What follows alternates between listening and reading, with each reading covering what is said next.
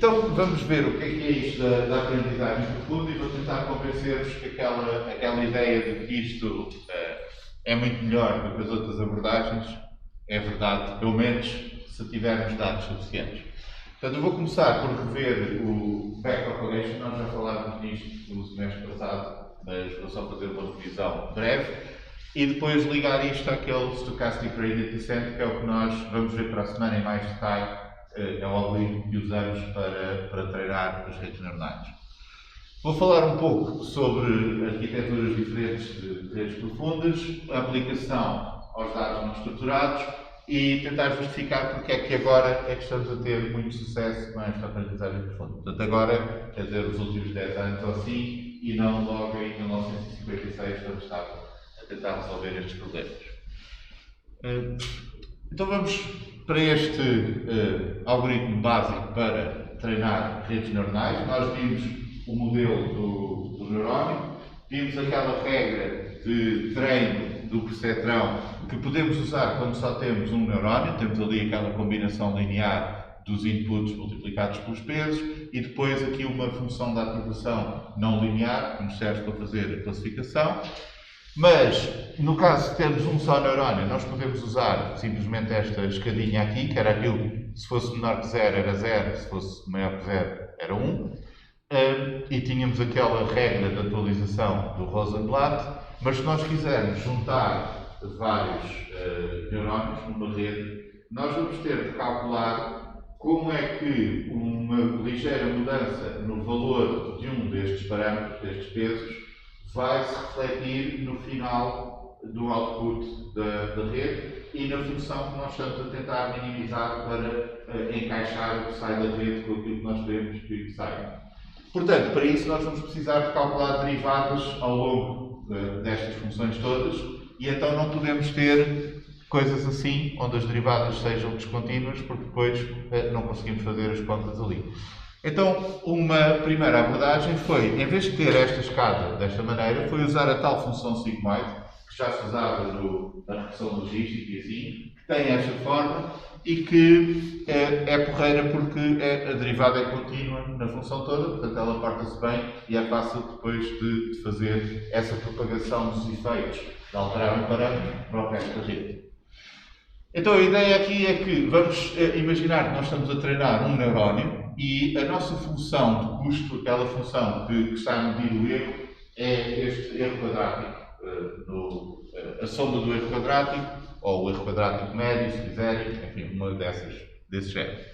Portanto, estamos a fazer a diferença entre a saída, o output do neurónio e o alvo, o que nós queremos que seja. Essa diferença ao quadrado, estamos a somar isso para um conjunto de exemplos. Aqui, este 1/2 apenas aparece por conveniência, porque quando nós fazemos a derivada disto, aquele 2 corta com aquele 2 e ficamos com uma expressão mais simples. Portanto, aquela constante não faz diferença nenhuma para onde fica o mínimo, é para minimizar a função, portanto faz aquela constante, mas depois, normalmente é usada para simplificar aqui a derivada.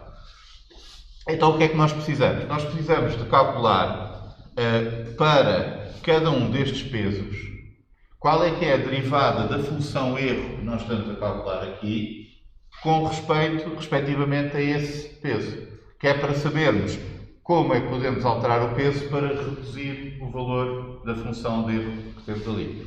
Então é isto que nós precisamos. Precisamos da derivada do erro em função a um certo peso, ao peso i, e precisamos de ir no sentido descendente, portanto, menos essa derivada, que é para dar um passinho na direção em que minimiza esta função de erro. Para fazer isto, nós podemos usar esta regra da multiplicação, quando nós estamos a calcular a derivada de uma composta de várias funções, porque nós aqui estamos a compor várias funções. Temos uma multiplicação, temos esta soma para aqui, temos a função de ativação, temos a função de erro. Então, é isso que vamos fazer aqui. Vamos multiplicar a derivada do erro em função à saída do neurónio, portanto, ao valor de saída da função de ativação. Depois, a derivada dessa função de ativação em função àquela soma ponderada que entra para a função de ativação, que neste caso será esta sigmoide aqui. e depois a derivada dessa soma ponderada em função ao peso que nós queremos. Portanto, temos aqui as várias derivadas. Fazendo um produto destas derivadas, nós conseguimos calcular como é que é a derivada da função de erro em relação àquele peso que nós queremos ajustar. Se fizermos isso para cada um dos pesos, nós temos uma ideia de para que lado é que temos que mexer o peso e quanto, de forma a minimizar a função de erro. Portanto, intuitivamente, o que estamos a fazer aqui é comparar a saída do neurónio com o valor que nós queremos que ele tenha. Medimos aqui aquele erro quadrático e agora vamos propagar isto até aqui, as derivadas todas até este peso, para podermos descobrir quanto é que devemos mexer este peso para reduzir o valor aqui da função de erro. Portanto, o que agora nós podemos fazer com isto é, nós vamos precisar de alguns exemplos para calcular isto, até pode ser só um. Nós podemos apresentar um exemplo ao neurónio, calcular as derivadas todas e depois mexer o parâmetro, e isso dá-nos esta ideia do Stochastic Gradient Descent. É Gradient Descent porque nós estamos a calcular, usar as derivadas para calcular aqui em que direção é que nós temos de nos deslocar para descer nesta superfície do erro. Portanto, vamos imaginar que estes valores aqui em baixo são as combinações de valores, os pesos que nós podemos pôr no nosso neurónio. Esta superfície aqui a azul é a superfície daquela função de erro, do erro quadrático. Portanto, para diferentes valores dos pesos nós podemos ter mais ou menos erro. E agora, quando apresentamos um exemplo, nós calculamos a derivada e vemos que se formos para este lado, reduzimos aqui o valor do erro. Apresentamos outro exemplo, damos mais um passo e assim por diante.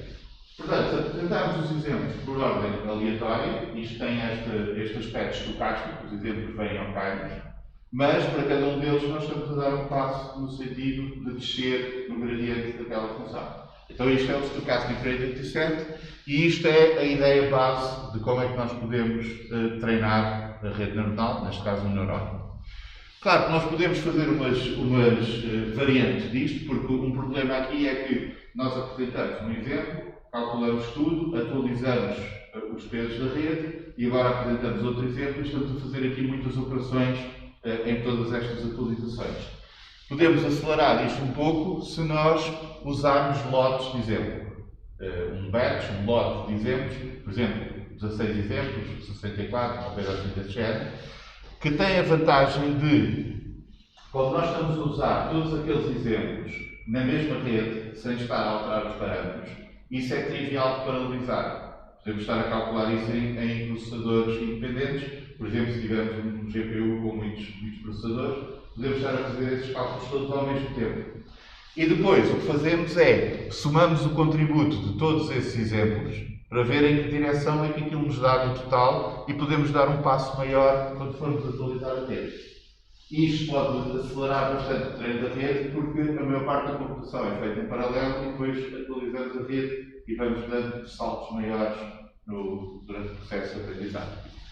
Portanto, esta é a forma típica de treinar as redes. Já agora vocês muitas vezes vão notar que o tamanho destes batches é uma potência de 2, 4, 8, 16, 2, etc. Normalmente faz-se isso por causa da arquitetura dos processadores paralelos do GPU, que torna mais fácil depois, quer dizer, conseguimos usar melhor os GPUs que temos disponíveis, não desperdiçarmos GPUs se tivermos em potências 2. E muitas vezes o fator limitante aqui para determinar os batches é a memória que temos no GPU. Não podemos pôr muito, senão depois não temos memória suficiente, mas basicamente são essas as limitações práticas. Claro, se nós tivermos lotes muito grandes, perdemos uma vantagem da aleatoriedade aqui, que é de nos permitir fugir dos mínimos locais, não ficarem travados. Portanto, não convém também usar batches muito grandes. Mas na prática, o que tende a limitar isto é a memória que temos disponível e não tanto essas considerações. Então vamos treinar um neurónio. Temos aqui os dois pesos do neurónio, temos aqui o nosso conjunto de dados. Vamos apresentando os dados ao calhas, podemos apresentar em lotes alguns de cada vez. Mas normalmente, a medida que nós usamos de progresso do treino são as épocas. Uma época é uma passagem por todo o conjunto de treino. Então aqui vocês podem ver as épocas, 200, 400, etc. Quer dizer, quando chegamos aqui, nós passámos já 600 vezes todo este conjunto de treino.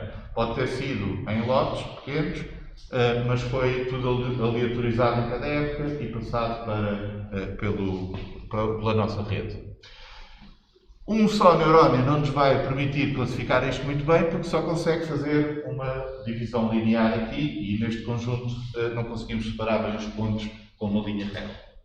Mas então podemos estender a mesma abordagem de backpropagation, de retropropagação, para um multilayer perceptron. Este nome vem daquele perceptron inicial, mas isto já é uma rede neuronal. Em particular, estas redes são redes completamente ligadas, cada camada está totalmente ligada à camada anterior. Isto quer dizer que cada neurónio de uma camada tem pesos que ligam a todos os neurónios da camada anterior. E esta rede só alimenta para a frente, portanto, cada camada só alimenta a próxima até chegar ao fim da rede. Portanto, isto é a arquitetura de uma rede densa ou de um multilayer perceptron. Neste caso, podemos criar uma rede assim, temos os dois valores de input, que são as coordenadas destes pontos. Este é o nosso input. Depois temos aqui dois neurónios. Notem que a ligação entre as várias camadas aqui é completa. Portanto, cada um destes neurónios tem pesos para os dois inputs, mas são pesos diferentes. Portanto, este neurónio tem os seus pesos, este tem outros.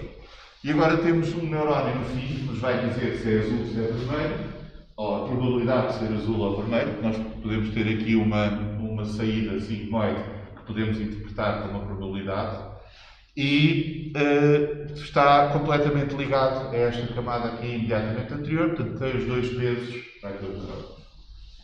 Agora, para treinarmos isto, o multilayer perceptron, o que nós vamos fazer é o nosso neurónio de uma certa camada K vai receber os outputs dos neurónios da camada anterior. Mas a forma de fazermos aqui a propagação do erro é a mesma. Temos só de considerar, no caso do neurónio final, o que nós estamos a considerar aqui a passar pelo peso não é o valor do input, mas é o output do neurónio anterior.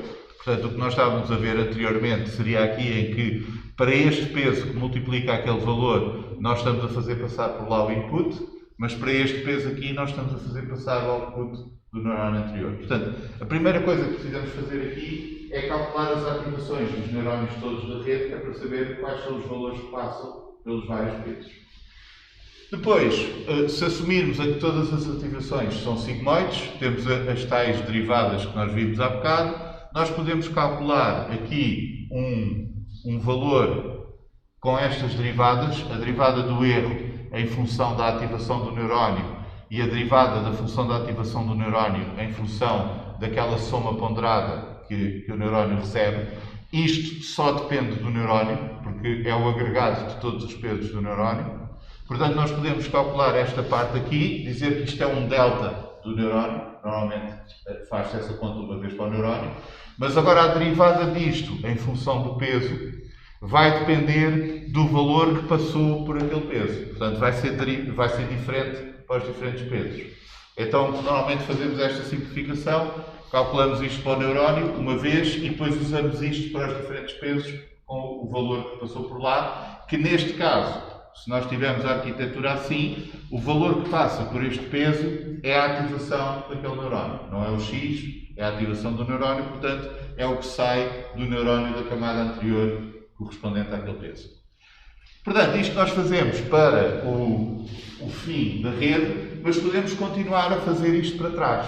Se tivermos um neurónio que alimenta vários à frente, podemos ter de somar a contribuição de todos os que estão à frente, mas basicamente a ideia é a mesma. Nós vamos continuando para trás da rede, multiplicando todas as derivadas de todas aquelas funções que nós estamos a compor, desde o peso até à função de erro no final da rede.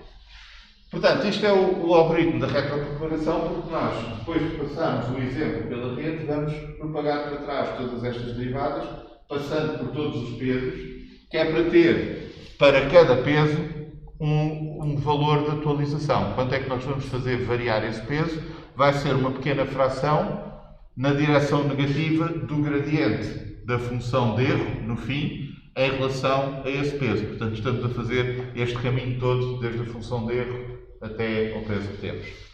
Precisamos ter aqui um somatório, no caso de termos vários neurónios para a frente, porque se nós queremos atualizar este peso, temos de ver qual é a contribuição deste ramo para a função de erro e deste ramo aqui para a função de erro, e isso é aquele somatório pelos vários ramos que estão à frente, mas a ideia é sempre a mesma. Como isto é uma composição de funções, nós estamos a pegar no valor deste produto, pôr nesta função de ativação, pegar neste valor, multiplicar por aquele e assim por diante.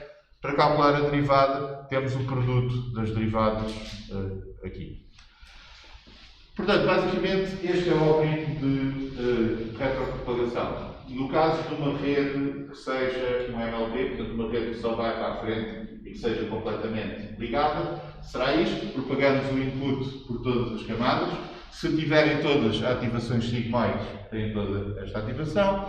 Depois, calculamos para os neurónios do fim este valor aqui de delta, em função do erro e da derivada da função da ativação, e depois vamos andando para trás, fazendo a mesma coisa para todos os neurónios, e usamos isso depois para atualizar todos os pesos. Claro que esta ideia pode ser estendida a redes mais complicadas, há redes que fazem ciclos, que alimentam-se a si próprias, há redes que têm diferentes funções de ativação, diferentes operações que estamos a fazer aqui, mas a ideia é sempre a mesma. Nós podemos propagar a derivada daquela composição de várias funções, multiplicando as derivadas de cada um dos elementos, de cada uma daquelas funções elementares que nós estamos a usar na composição. Vamos ver isto melhor para a semana, até para vermos aquele sistema de autodiferenciação que o TensorFlow usa para resolver isto, qualquer que seja a rede que vocês montem lá. Sempre que formos os inputs aí têm que ir normalizados, porque senão vamos estar a influenciar estes pesos. Os inputs, em teoria, tanto faz, porque se os inputs são maiores ou mais pequenos, depois isso altera o peso. Na prática, sim, convém standardizar, porque se nós usamos, por exemplo, sempre este learning rate, esta fração é igual para todos os neurónios e para todos os pesos, se houver inputs com escalas diferentes, num caso pode estar a aprender depressa demais, enquanto no outro está a aprender lento demais. Além disso, depois há problemas que em teoria não há, mas que na prática há, que é com a representação de vírgula flutuante. Se te aproximas muito do zero, ou se dá valores muito negativos, muito positivos, podes ter problemas de underflow, overflow, e depois ele sai da gama onde se consegue trabalhar. Portanto, por causa desse tipo de coisas, sim, na prática temos de standardizar os inputs, e até há, por exemplo, o Batch Normalization é uma técnica que põe camadas de standardização entre camadas da rede neuronal. Que é para cada camada está a apanhar os outputs da camada anterior, mas standardizados depois com uma média móvel, por exemplo, pelos últimos exemplos que foi visto, uma coisa assim. Portanto, há técnicas para fazer isso, para facilitar o treino da rede dessa maneira. Mas em teoria, isto também funcionaria sem isso, demorava mais tempo, etc., mas poderia funcionar. Na prática, temos que ter cuidado por causa de problemas numéricos e da velocidade da aprendizagem. Então, se nós fizermos isto com esta rede, que já tem ali uma camada intermédia, o que podemos ver é que a primeira camada está a receber em cada neurónio estas duas coordenadas dos dados originais, mas cada neurónio está a ter uma resposta ligeiramente diferente. Portanto, se representarmos um aqui na vertical e um na horizontal, este está a separar uns exemplos mais para cima e outros mais para baixo. Este aqui está a pôr uns mais para a direita, outros mais para a esquerda. E aquilo que este neurónio vê é uma versão distorcida, transformada dos dados originais. Este neurónio só consegue fazer uma separação linear, mas ele está a fazer a separação linear na representação que os outros dois estão a dar, e não nos dados originais. E quando nós mapeamos para trás, para o espaço original, onde estão os dados, o resultado de todas estas transformações, o que temos é uma fronteira que vai ficando cada vez mais curva, conforme este vai aprendendo a separar e aqueles vão aprendendo qual é a representação mais útil para isto. E se nós pusermos mais neurónios, mais camadas, aumentamos a facilidade com que a rede pode fazer aqui.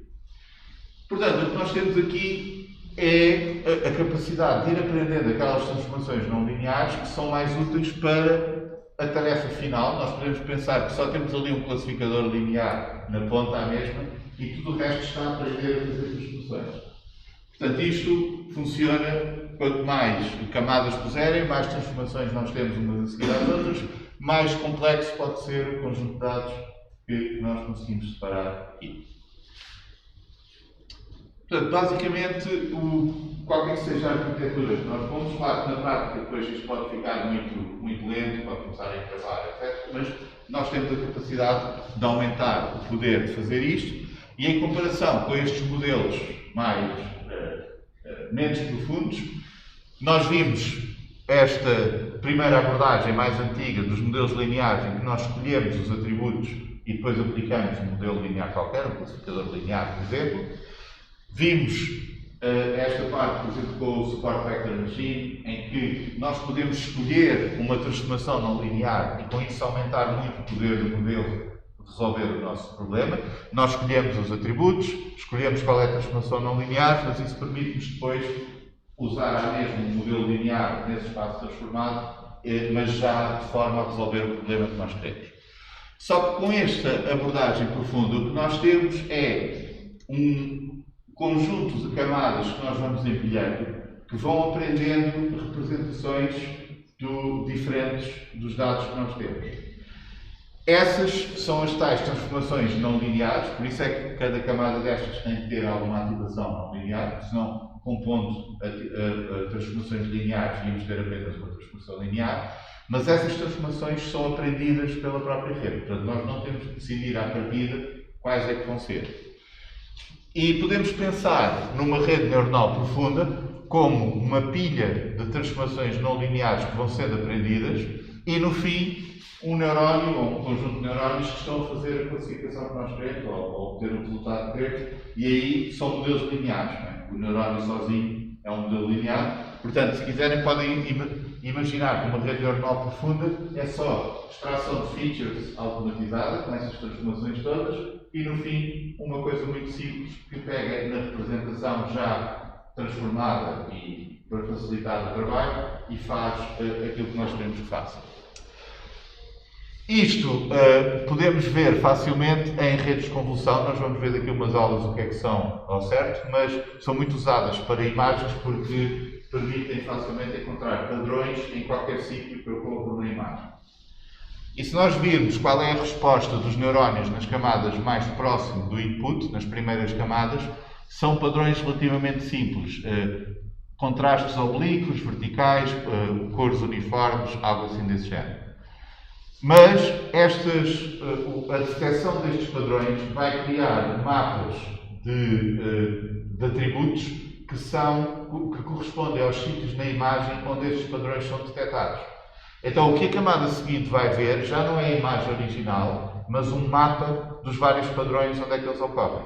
E então esta pode se especializar em padrões mais complexos, que são composições dos padrões mais simples que a outra apanhou. E aqui já temos coisas como círculos, curvas, etc. E quando vamos para uma camada acima, já conseguimos ver ali, parece um balão, ou uma roda, ou algo assim, porque já são combinações de padrões das camadas anteriores.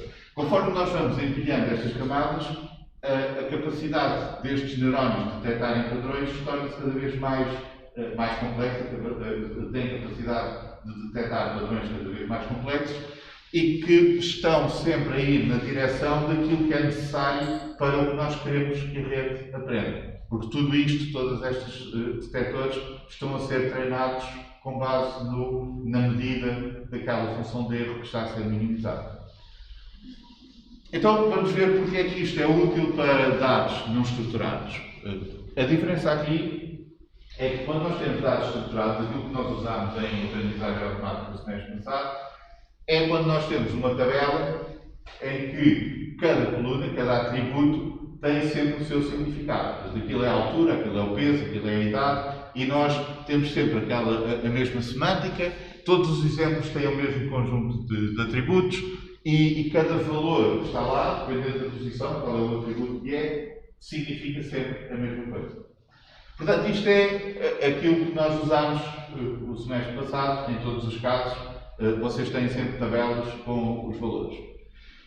Mas, muitas vezes, o que nós temos não é isto. Isto é o ideal para a aprendizagem automática, porque temos lá os atributos todos, sabemos o que é que eles são, mas isto exige muita manutenção. Exige que alguém esteja a preparar estes dados e reunir tudo na tabela organizado. Em geral, a maior parte da informação à qual nós temos acesso não vem toda organizada desta maneira.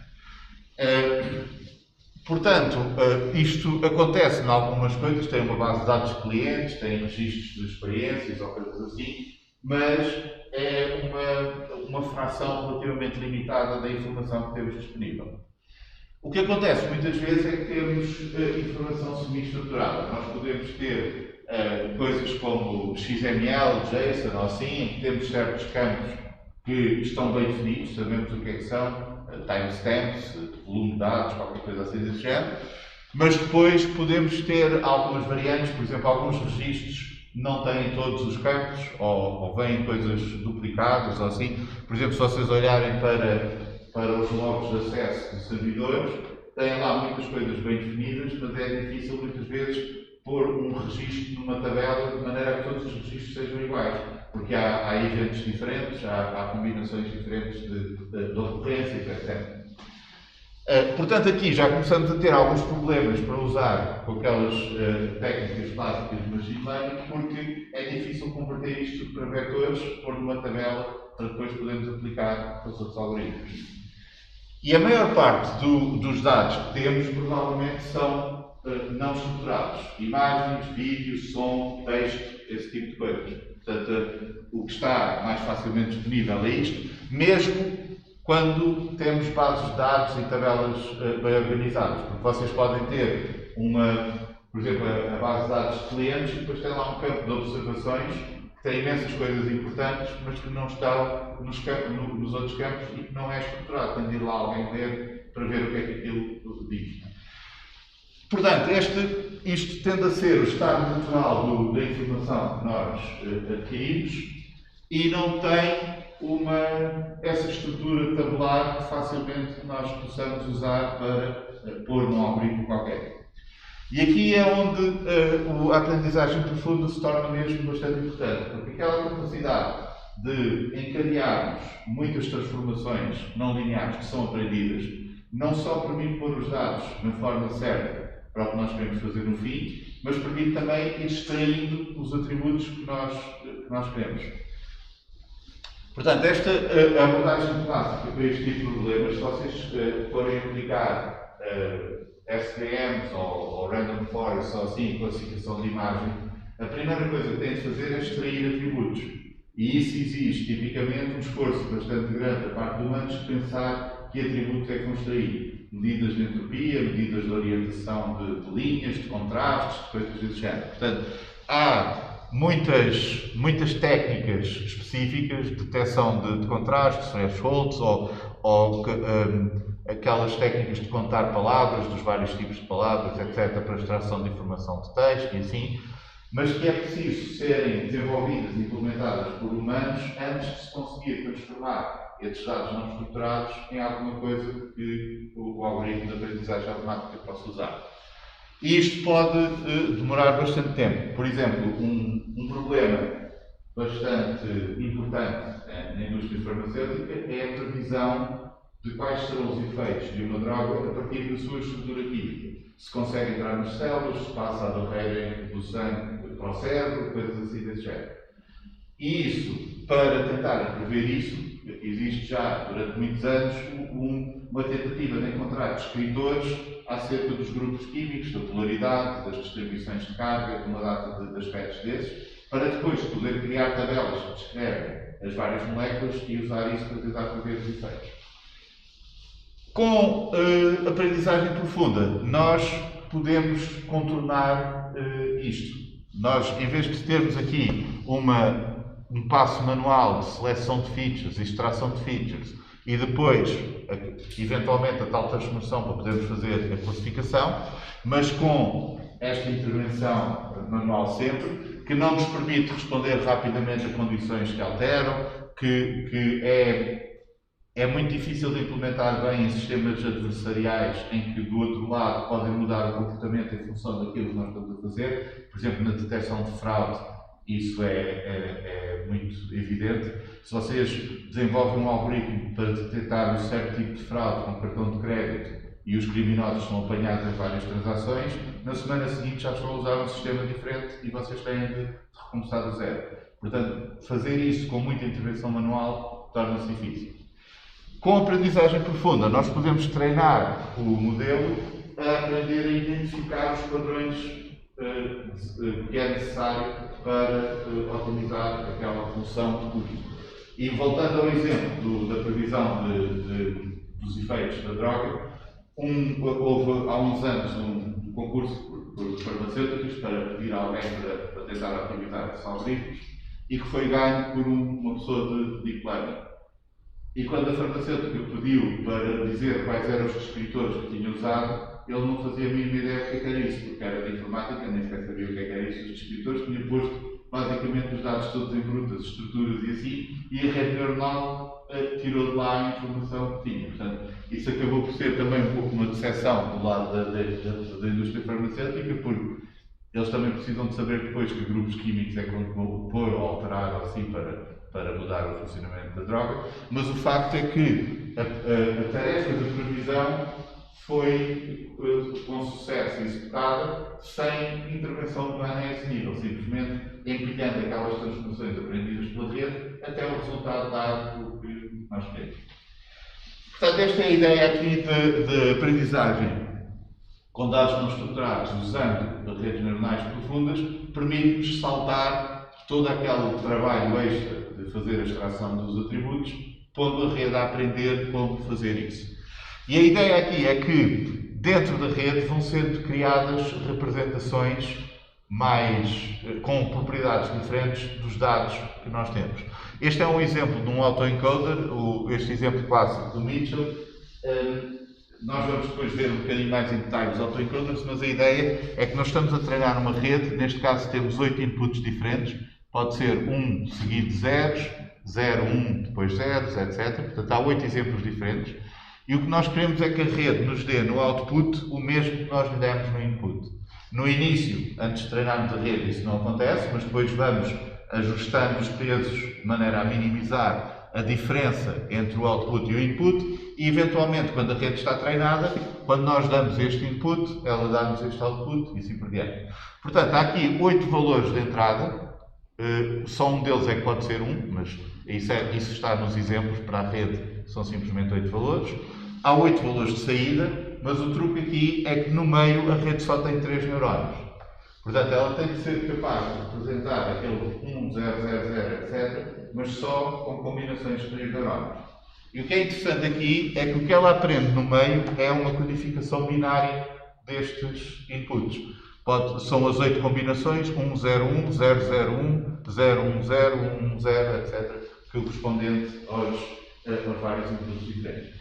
Portanto, este é um dos truques, digamos assim, uma das formas como nós podemos usar redes neuronais com aprendizagem não supervisionada, é usá-las para criar uma boa representação dos dados, fazendo com que a rede tente reproduzir o input, mas aplicando alguma restrição ao que ela está a fazer lá dentro. Dar menos neurónios, usar polarização, qualquer coisa assim do género. Nós depois vamos ver isto um pouco em mais detalhe, mas aqui tem um exemplo usando aqueles dados que vocês usaram no semestre passado no primeiro trabalho das notas falsas e notas verdadeiras, que são em 4 dimensões, e se nós fizermos PCA nesses dados e tentarmos ver a distribuição das notas falsas e verdadeiras, vemos que com PCA reduzindo para 2 dimensões, fica tudo muito sobreposto.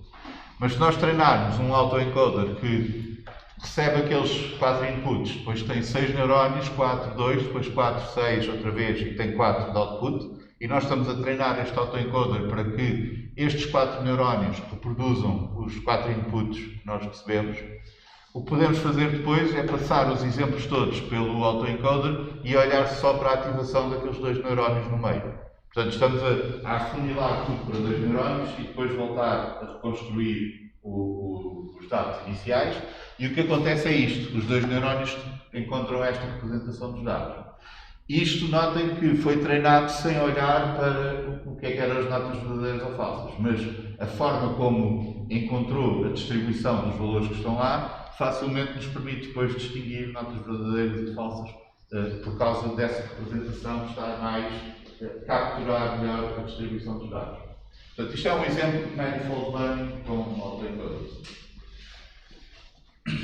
Portanto, mesmo sem as labels, nós podemos usar as redes neuronais para criar estas representações e, no fundo, este é que é o grande poder da aprendizagem profunda, a capacidade de aprender boas representações dos dados que depois nos facilitam resolver os problemas.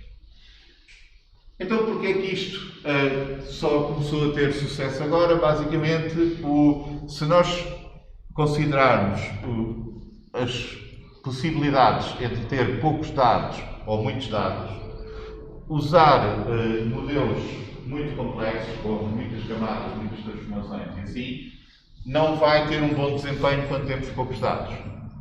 Funciona bem no conjunto de treino, mas depois não generaliza como deve ser.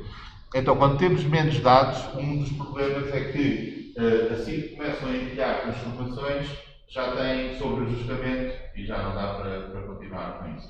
Portanto, aí, aquelas abordagens clássicas, menos poderosas, acabavam por funcionar melhor quando havia menos dados. Um exemplo disto era este problema de classificação de imagens. Em 2006 foi criada esta base de dados de imagens que tinha 101 categorias, com cerca de 50 imagens por categoria. E, tipicamente, os modelos melhores para isto eram baseados em abordagens de visão computacional, de extração de atributos das imagens e depois aqueles modelos fáceis de aprendizagem. Mas com melhorias nos algoritmos de treino das redes, por exemplo, este Rectified Linear Unit, que nós vamos ver para a semana, e também a hardware, principalmente a utilização de GPUs de processamento genérico, portanto, não só para processamento gráfico, mas para qualquer tipo de cálculos, e até circuitos criados especificamente para isto. Portanto, existem os TPUs da Google, os Nervana da Intel e assim, que são mesmo especializados para treino de redes neuronais. Aqui tornou-se possível treinar muito mais rápido e ter modelos muito mais complexos. Além disso, começámos a ter conjuntos de dados bastante maiores. Por exemplo, o ImageNet tem 1000 categorias em vez de 100, mas tem mais de 1000 imagens por cada categoria em média. Portanto, são muitas imagens, é muito mais complexo, muito mais rico aquele conjunto de dados. E quando nós chegamos aqui, a esta zona em que temos mais dados, então aí já compensa ter modelos mais poderosos, já não temos tanto problema com o overfitting e já conseguimos ajustar o modelo à complexidade dos dados, o que for necessário para resolver aquela tarefa. Já não estamos limitados por aquelas abordagens clássicas com modelos mais simples. Então, a partir de 2012, basicamente, quando começou este problema de classificação no ImageNet, os modelos que ganhavam competição em cada ano eram sempre redes neuronais profundas, neste caso, redes neuronais convolucionais profundas. Começou com um erro de 15% nos 5 melhores, portanto, basicamente, a rede está daquelas 1000 categorias a prever quais são as categorias mais prováveis e nós temos que ter a categoria correta nas 5 mais prováveis daquelas 1000. Portanto, esta primeira AlexNet errava 15% das vezes no conjunto de teste, mas depois 13, 7, 6, 5, enfim, isto foi diminuindo e agora está muito próximo do erro humano na classificação das imagens, porque às vezes, enfim, se nós temos uma imagem de um avião a voar e assim, será que é de nuvens, será que é de avião? E os próprios humanos podem ficar indecisos acerca disso. Portanto, nesta tarefa, as redes neuronais estão-se a aproximar do desempenho dos humanos e já estamos ao nível da própria ambiguidade dos rótulos que estão a ser usados naquelas imagens. E os exemplos desta rede, este foi a primeira, a AlexNet, tem aqui podem ver o tamanho da rede, o número de camadas de filtros nestas camadas de convolução. Portanto, aqui entram 3 camadas que são o verde, vermelho e azul da imagem. Depois aqui criam 48 mapas que detectam padrões nestas camadas. Portanto, aqui temos 48 neurónios que são usados para cobrir estas janelas de 11 por 11. Portanto, basicamente, cada neurónio tem 55 pesos para cada uma destas camadas do verde, vermelho e azul. E temos 48 aqui. Depois temos 128 aqui que vêem janelas de 5 por 5. Depois estes 192 vêem janelas de 3 por 3. Há aqui umas operações de pooling para ir reduzindo isto. Portanto, a ideia destas redes é que vamos detectando os padrões na imagem toda, mas depois vamos reduzindo também, que é para abstrair da posição onde os padrões são detectados, e quando chegamos aqui ao fim já temos uma representação muito mais compacta, ou muito mais reduzida espacialmente da imagem, mas com muito mais padrões detectados. Depois entra nesta camada densa e basicamente isto depois no total dava 1 milhões de parâmetros, que até tiveram de dividir isto em 2 placas gráficas na altura, porque não havia memória para ter tudo numa só. E portanto podem ver que isto já é um modelo que é muito mais complexo do que qualquer outro daqueles que nós vimos no semestre passado. Este é um exemplo da Google Net. Cada caixinha destas é uma camada com operações de convolução, que depois são feitas várias em paralelo, são concatenadas, tem estes inception blocks, que são estes conjuntos destas camadas, mas podem ver depois o tamanho total desta rede, com 22 camadas destas todas parametrizadas. Até tem aqui várias saídas para previsão, para tentar ajudar a propagar o erro pela rede toda. Portanto, esta parte está a tentar prever a classe, esta também e esta também. Esta é que é usada mesmo no final, mas estas são usadas para ajudar a propagar o erro por aqui, para tentar otimizar também as representações naquelas camadas internas. Portanto, isto já é uma rede enorme, com muito mais camadas que as outras, e dá-vos uma ideia do que é o state of the art agora. Uma coisa interessante aqui é que vocês podem descarregar estas redes já treinadas no ImageNet. Portanto, não só a arquitetura da rede, mas os pesos depois do treino. Porque isto demora semanas ou assim a treinar, mas depois de treinado, gravam os pesos todos e podemos usar estas redes para outros problemas de classificação. Isto aqui é só um exemplo, assim muito por alto, do que se pode fazer depois combinando redes neurais diferentes. Que neste caso é um artigo que gera explicações visuais, que eu achei interessante, porque tem uma rede de convolução que faz a classificação para identificar a espécie de pássaro, mas o output desta rede e classificação é alimentada a uma rede recorrente que vai gerando palavras. Essa rede vai recebendo o output daquela rede de classificação e a palavra gerada anteriormente e vai gerando novas palavras, vai produzir novas palavras. Isto foi treinado numa base de dados de imagens de pássaros com as anotações, usando aqui tinha aqui, acho que é o Amazon Turk, é isso. Isto é um serviço da Amazon em que nós podemos pedir depois a muita gente que trabalha para lá para fazer anotações manuais. Portanto, basicamente são anotações, 5 frases para cada imagem, feitas por humanos. Isto foi usado para treinar as 2 redes. Esta rede recorrente é desta forma, Long Short Term Memory. Nós depois vamos ver isto um bocadinho mais em detalhe, mas a ideia é que nós temos uma rede que está a receber depois o seu próprio output.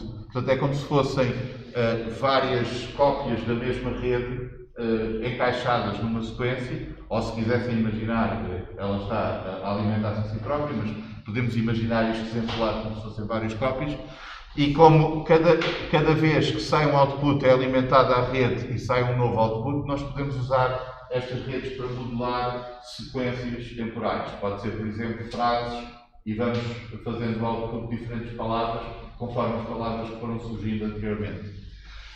E então, com este treino da rede, em paralelo o classificador e a geração das imagens, das frases, desculpem, tem coisas como isto, que é, por exemplo, aqui identifica como um Pine Grosbeak porque tem uma cabeça vermelha e o peito, e depois tem uma asa cinzenta e branca, e assim. Portanto, está a criar descrições, não só identifica o pássaro, mas está a criar a descrição de porque é que identificou aquele pássaro.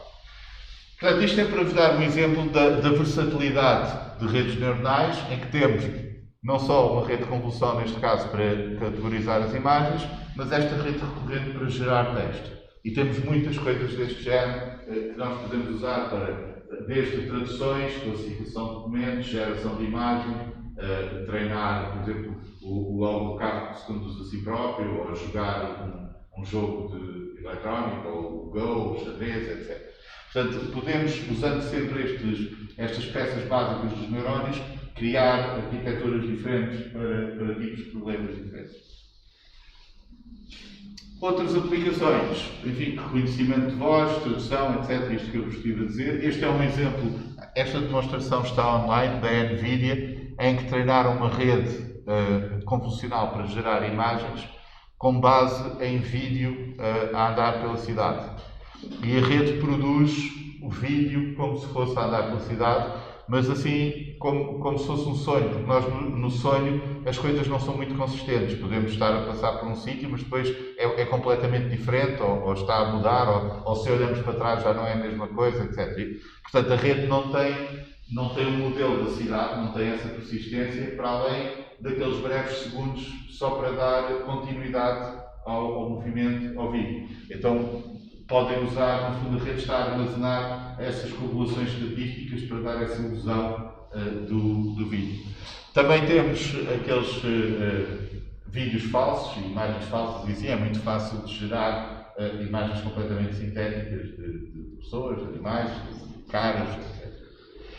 Agora, a questão aqui, existe este ciclo em que, como nós também vimos inicialmente, toda a gente entusiasmada com o perceptrão, depois de uma grande desilusão. A questão é se nós, neste momento, já estamos aqui estável numa... Aparentemente sim, porque parece que isto está a funcionar, mas todo este campo da inteligência artificial e da aprendizagem automática já passou por oscilações destas, em que parece que estamos a fazer uma coisa muito boa. Por exemplo, as redes neuronais também, no início, quando se começou a treinar com retropropagação, parecia uma coisa excelente, e depois acabou-se por descobrir que a maior parte era overfitting, estava só sobre ajustar os conjuntos de dados de treino e aquilo não generalizava bem. Mas agora, com a quantidade de dados que temos disponível, esse problema começa a ser bastante reduzido. Ok, esta semana eu sugiro, se vocês quiserem, deem uma olhada aqui no TensorFlow Playground. Vocês podem criar as redes neuronais com as camadas diferentes, funções de ativação diferentes, escolher datasets diferentes e depois pôr a treinar e ver o que é que vai acontecendo na rede. É só uma brincadeira, mas dá para terem uma ideia desta parte das várias transformações que a rede está a fazer até conseguir resolver o problema no fim. Para a próxima aula, pedia que viessem já com isto instalado. Portanto, vocês podem, usando a instalação do Anaconda, se forem ao pronto do Anaconda, podem instalar o Conda, Conda Install TensorFlow, ou então com o GPU se tiverem uma placa NVIDIA. Se isto é problema, experimentem o PIC em vez do Conda, porque eu acho que no repositório do Conda não está ainda atualizado o TensorFlow para o Python 3.8, portanto vai depender da vossa instalação do Anaconda, pode ser que haja aqui algum problema de conflito, mas se houver, podem usar o PIC. Se o vosso portátil não for muito bom e não quiserem puxar por ele nas aulas, podem também usar o Colab.